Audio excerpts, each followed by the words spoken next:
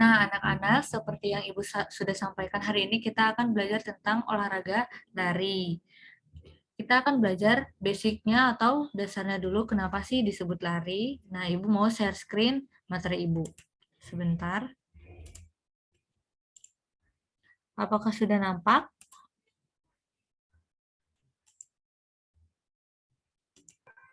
Sudah, Bu. Oke. Nah, kita akan mempelajari olahraga lari. Kira-kira apa sih lari itu ya? Nah, kenapa bisa disebut lari? Coba tolong bacakan poin pertama saja. Lari atau berlari adalah melangkah dengan kecepatan tinggi, namun berbeda dengan jalan. Baik, terima kasih. Nah, jika kalian ketahui bahwa berlari dengan berjalan itu merupakan jenis olahraga untuk meningkatkan kebugaran tubuh. Keduanya juga termasuk ke dalam jenis olahraga yang menyehatkan. Nah, menurut kalian, kira-kira perbedaannya itu apa sih yang paling terlihat di antara keduanya? Kira-kira apa, ayo? Kecepatannya, Bu. Betul, kecepatannya ya. Namun, lebih tepatnya yaitu sisi teknik dan kecepatannya. Nah, kita mulai dari berjalan terlebih dahulu. Sebentar.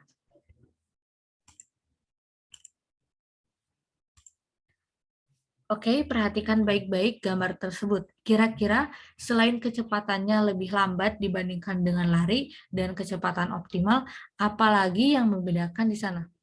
Kira-kira apa? Tubuhnya, Bu. Betul ya, tubuhnya seperti ini. Tubuhnya. Nah, namun lebih tepatnya itu saat kita berjalan, kita hanya menggunakan kaki saja, tubuhnya tetap diam. Nah, berbeda dengan berlari. Seluruh anggota tubuh akan bergerak seperti ini. Nah, selanjutnya, kira-kira apa yang terjadi pada telapak kaki saat berjalan? Seperti ini. Kalau berjalan kakinya menempel, Bu. Betul. Tentunya kalau berjalan, kakinya harus terus menempel ya. Namun, lebih tepatnya, tumpuan saat berjalan itu menggunakan seluruh telapak kakinya ya. Seperti ini. Sedangkan dalam lari itu, tumpuannya pada ujung jari kaki, seperti depan dan tumit bagian belakang. Nah, selanjutnya, apalagi kira-kira?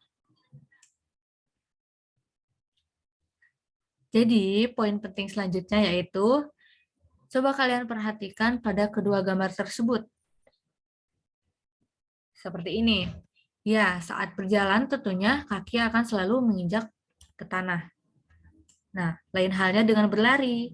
Seperti ini ya.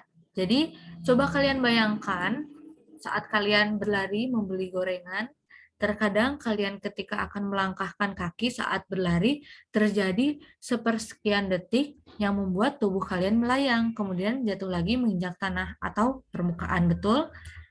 Nah, itu juga merupakan poin pentingnya dari perbedaan berjalan dengan berlari. Jadi, perlu diingat bahwa perbedaan berjalan dengan berlari itu seperti tadi ya. Apakah ada yang perlu ditanyakan? Tidak, Bu, cukup.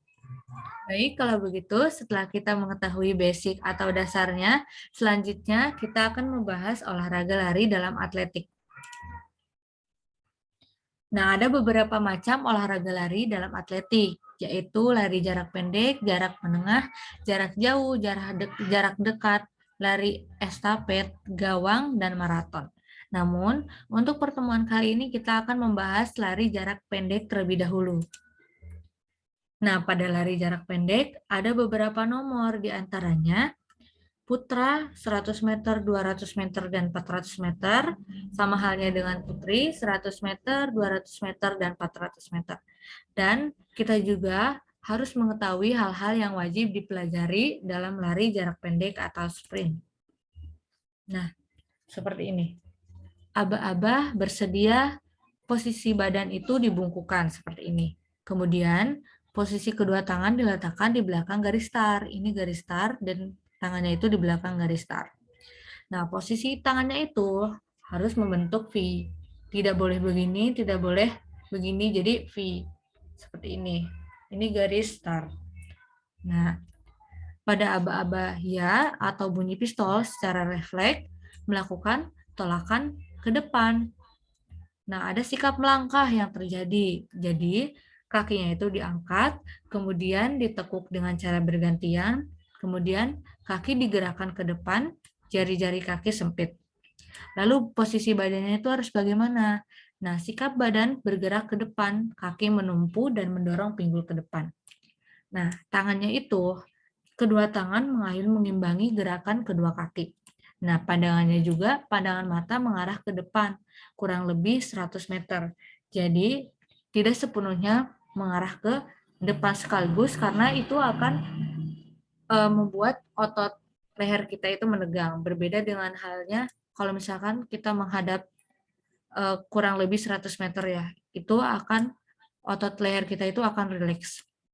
Oke, dari teknik dasar ini ada yang mau ditanyakan?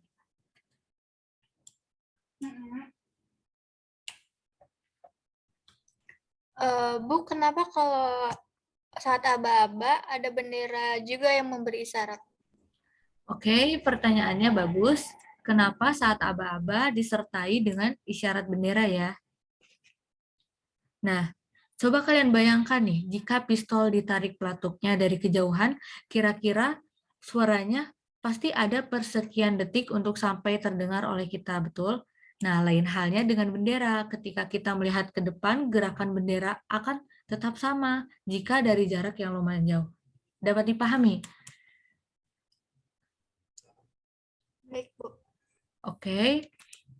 Selanjutnya, seperti ini kira-kira gambaran yang sudah saya sebutkan tadi. Jadi perlu diingat, aba-aba bersedia itu seperti ini, posisi badan dibungkukan, terus setelah posisi badan dibungkukan, kemudian posisi kedua tangan diletakkan di belakang garis start.